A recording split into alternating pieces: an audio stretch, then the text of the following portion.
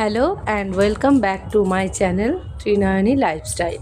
প্রথমেই আমরা আমাদের পাড়ার ঠাকুরটা দেখে নিলাম, তারপর একটা টোটো করে তিনজনে টোটো করে চেপে বসলাম। প্রথম যাব আমরা কাষ্ঠশালী ঘোষপাড়া, খুব জাগ্রত মা মুক্তকেশীর কাছে। ওখান থেকেই আমরা হেঁটে ঠাকুর দেখতে দেখতে এইদিকে এগিয়ে আসব। তো রাস্তায় যেতে যেতে আমরা অনেক ঠাকুর দেখছিলাম, সেগুলো আর তোলা হবে কি ভিডিও, সেই জন্য আমরা যাওয়ার সময় প্রত্যেকটা ঠাকুরের প্যান্ডেল এবং ঠাকুর আমরা ভিডিও করে নিচ্ছিলাম, আপনাদের সবাইকে দেখাবো সেই জন্য। তো ঠাকুর দেখতে দেখতে আমরা টোটো করে এগিয়ে যাচ্ছিলাম। আমরা আস্তে আস্তে চুপি হাটতলায় পৌঁছে গেছিলাম। তো যাই হোক, তারপর এটা এরপরে আমরা দেখব শিবশক্তি সংঘের এই ঠাকুরটা। তো ঠাকুরটা দেখাতে পারিনি, প্যান্ডেলটা বাইরে থেকে দেখলাম। আর এরপর আমরা চলে গেছিলাম একদম কাষ্ঠশালী ঘোষপাড়ার মা মুক্তকেশীর কাছে। ওখানে গিয়ে মাকে দর্শন করলাম এবং প্রণাম করে তারপর আমরা বেরিয়ে আসলাম। ওখানে অলরেডি পুজো হয়ে গেছিলো এবং পুজোর প্রসাদ বিতরণ তখনও পর্যন্ত চলছিল দেখলাম। তো ওখান থেকে আমরা বেরিয়ে এসে কাষ্ঠশালীর ওই চত্বরে যতগুলো ঠাকুর হয় সবই একটা একটা করে দেখে নিচ্ছিলাম। তারপর আমরা এলাম বোম কার্তিকের কাছে। ওখানে এত সুন্দর একটা পরিবেশ ওরা তৈরি করেছিল, যেমন সুন্দর প্যান্ডেল তেমন সুন্দর ওখানকার পরিবেশটা ছিল, যেটা আমার খুবই ভালো লেগেছে। সামনেই একটা শিব ঠাকুরের মূর্তি ছিল আর ওদের থিম ছিল পাখি নিয়ে। তো পাখির কিচিরমিচির একটা আওয়াজ হালকা হচ্ছিল সব সময়, আর ভিড়ভাট্টা হওয়ার মতো কোনো রকম পরিস্থিতিই ওখানে ছিল না। এত সুন্দর ওরা তৈরি করেছিল জায়গাটাকে। তো ঠাকুরটাও খুব সুন্দর, কার্তিক ঠাকুরটা। তো ওটা দেখে আমরা পাশ দিয়ে বেরিয়ে এসেছিলাম। বাইরে বেরোনোর ওরা একটা রাস্তা করেছিল ওখান দিয়ে, তো একদম ফাঁকা, খুব ভালো লাগলো। তো ওখানে আমরা ঠাকুর দেখে বেরিয়ে এলাম। তারপর গেছিলাম চারুচন্দ্র স্মৃতি সংঘ তেমাথার মোড়ে যেটা হয়।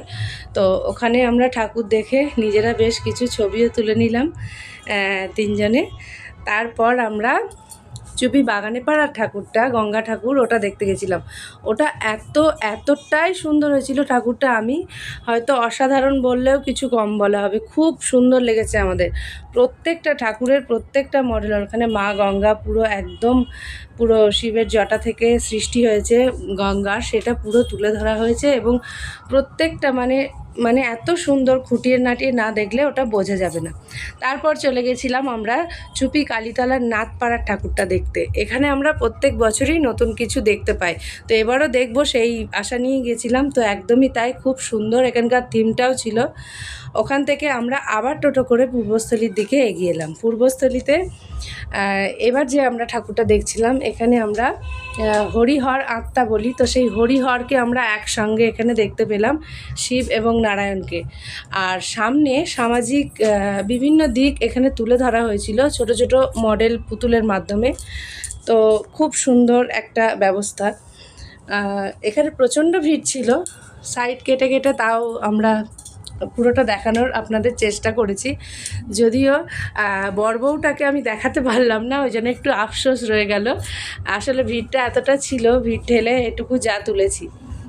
তারপর হসপিটালের সামনের ঠাকুরটা দেখে আমরা ব্যাংক কাটার মাঠে চলে গেলাম।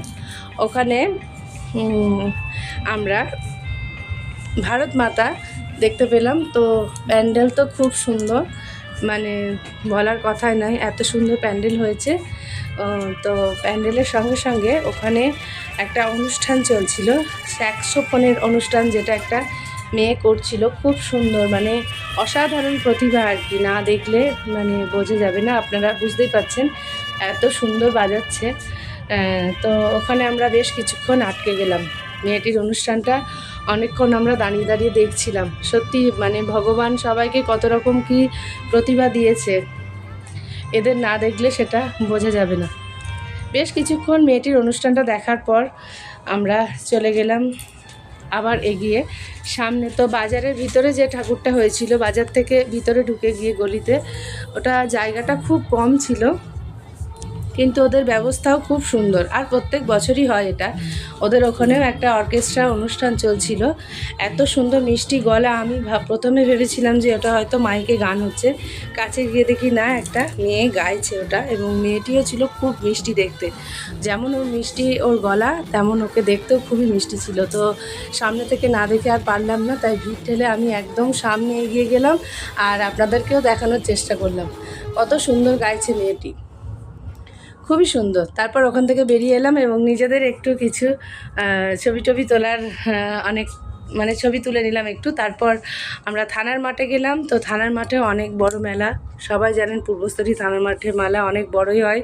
তো মেলা ভীষণ বড় ছিল, মেলা দেখলাম, কিন্তু এখানকার ঠাকুরটা আমরা আর ভিতরে ঢুকে দেখলাম না, কারণ এত বড় লম্বা লাইন ছিল, দেখতে দেখতে অনেক রাত হয়ে যেত। অলরেডি অনেক রাত হয়ে গেছিলো, তো ওই জন্য আমরা আর লাইনে দাঁড়ালাম না।